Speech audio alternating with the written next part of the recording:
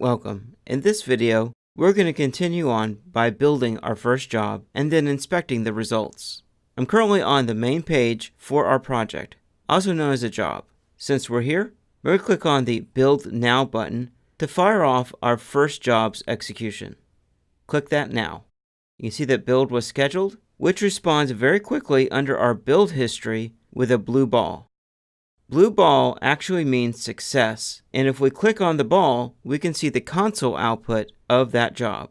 Like I demonstrated in a previous video, using the echo command simply prints out what you pass into it back to the console, which Jenkins dutifully captures in its logs. If I want to, I could also see this output as plain text. I will warn you, if you do that, you need to use your browser's back button to get back to the Jenkins interface. Another piece of the Jenkins UI that we can take notice of is the breadcrumb, which is this listing of where you are in the Jenkins UI. Jenkins at the top level, first job, which is our job or project, and then which build number that I'm on, which is build number 1.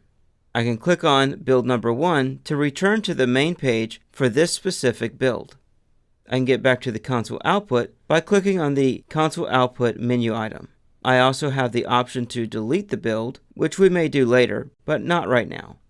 And I can click on Back to Project or click on First Job, which is our project.